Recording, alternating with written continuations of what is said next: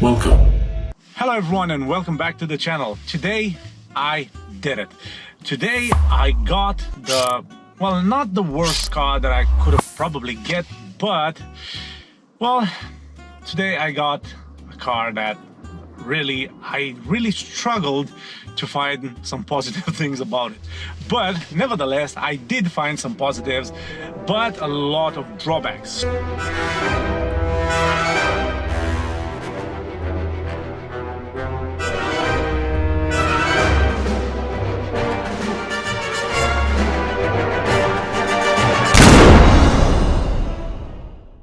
This is the Fiat 500L multi-jet lounge and something else I forgot because it had a long name.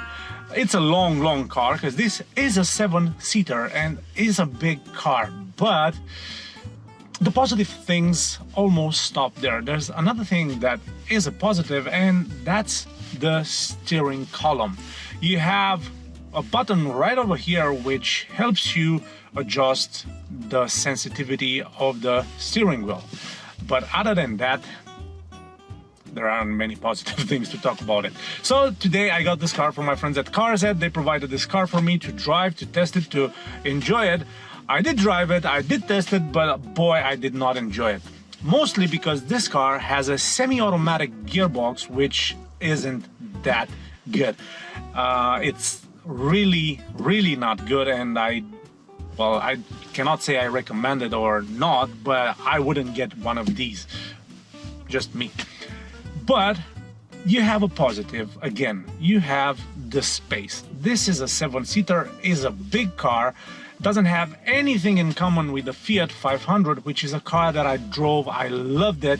I drove the Abarth version of the Fiat 500 and I loved that as well, but this one, no.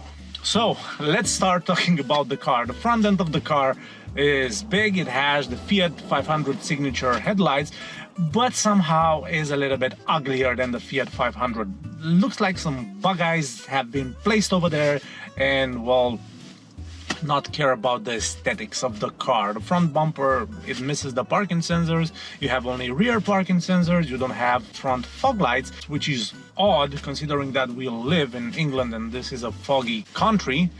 But well, they are not there. The side of the car is big. It has a weird shape, and you can see that on the third row the windows are quite narrow. But also the shape of the car looks weird. Honestly, I know that this is a big car, like a small minivan, but well, I didn't like that either. On the doors you have these door handles in this chrome finish, and also on the door side you have chrome as well. This car is trying to be elegant, it's screaming for elegance, but it isn't. And in the rear end, things don't get much better over there as well. You have these taillights, which they are not necessarily bad looking, but they don't stand out with nothing. They are just some plain taillights, and down you have the rear fog lights and, well, the rear lights when you back up in reverse. But still, nothing better there as well. And this is a shame because they built the Fiat 500 very beautiful.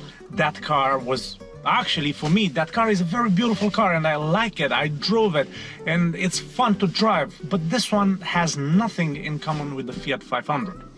And while we are stepping in the interior, things here don't get better as well. You have climate controls here. This one has a manual heater with aircon. You don't have automatic climate controls, which I get that because, well, nevertheless. And you have this touchscreen over here, which is simple to use. It's small. It's very basic. It looks cool. Don't get me wrong. It looks cool. But it has just a couple of features on it and really nothing much. You have these buttons over here where you can adjust, as I mentioned, the softness of the steering wheel. You have this button over here to adjust the headlights and also the rear fog lights, but other than that, nothing. And yeah, the automatic start stop button, which is I don't know the reason of that. The seats, well, what can I say about the seats? The seats are what they are. The seats are not bad, but they are far from comfortable. I do like the fact that they are soft. They have this cool 500 logo on them, and yes, the 500L, as you can see here all over the seats. They are good looking in this two-ish dual color thingy, but yes, the cuteness stops there. On the door side you have, well, not too large pockets, because this is quite bad. You have a big car which is supposed to have 7 seats, which it has 7 seats, but you don't have a lot of room to place your drinks. You don't have a lot of room for your cargo. So this is a little bit annoying. You do have 2 decent cup holders here in front, but well, in the door side you cannot place a bottle or anything else. In the middle you don't have an armrest for the driver or for the front passenger, and this is annoying as well. The steering wheel, oh boy.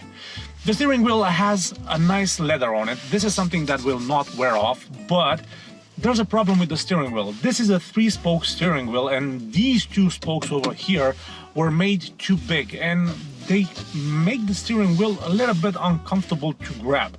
Also, you have paddle shifters. I don't know why they place paddle shifters here, because this is not a sporty car. On this car you get a 1.3 engine, diesel engine, but that's not really 1.3. It's a 1.2.5 diesel engine and a 5-speed semi-automatic gearbox. Goes from 0 to 60 in somewhere around 15 seconds. Has like 200 Newton meters, and I think probably, and has 85 horsepower, which I don't have to tell you that this is a slow car. But things don't stop here. The problem with this semi-automatic gearbox is that it is laggy. It won't change gears fast. It's actually, until it changes gears, you're gonna start getting old, which is quite annoying. In the rear seats you do have plenty of room for the passengers. Don't get me wrong, plenty of headroom, legroom, and you feel like there's a lot of space in the car. But while you're driving it, I'm gonna tell you something even different and a little bit worse regarding the space thing. So in the rear end you do have plenty of legroom, headroom for the rear passengers, but also you don't have any cup holders whatsoever, and that's quite annoying. You have some space over here for I don't know what, probably for a big bottle. You don't have air vents for the rear passengers as well. But things get worse on the 3rd row, because you don't have any kind of ventilation there. So you might have to consider this. In the 3rd row only kids can stay. It's not a bad place, but I didn't fit over there, so only kids can stay there. So yes, overall the materials in the car are what they are. These are not good materials. You can feel plastic here, plastic here, plastic here, and well, more and more cheap plastic. A shame, because they could have done a better job with this car. Now let's drive it, let's see how it is, and well, probably it's not gonna get any better, but still I have to drive it and tell you guys how it is.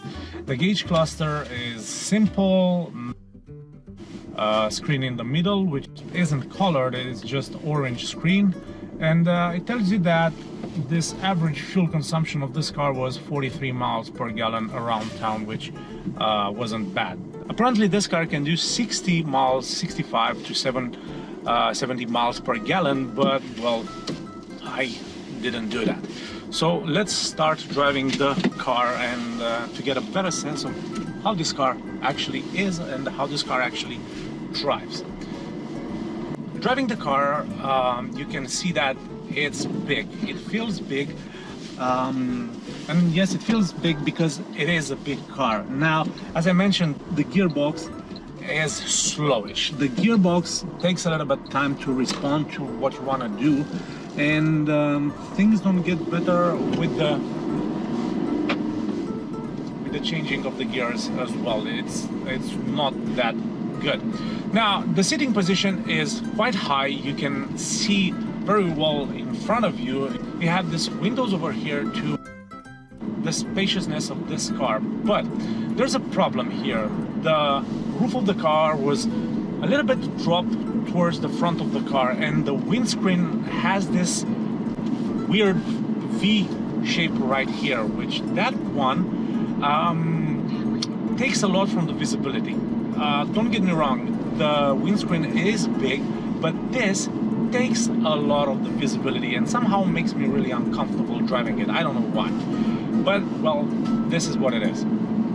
Driving this car around town feels big, so you need to park it in big spaces. You only have rear parking sensors, which is a little bit annoying, and don't have any rear backup camera. But I try to understand for who this car was built, because if it would have been built for a mother with kids, they should have put a lot more technology on it. For example, you would have needed a 360 camera, or at least a rear view camera. You would have needed parking sensors, and also some infotainment for the kids, and also air vents here, because God's sake, you need to breathe inside this car. But they didn't think it through, and I don't know why, because this actually could have been a good car, but instead they cheaped out, and well, it's not.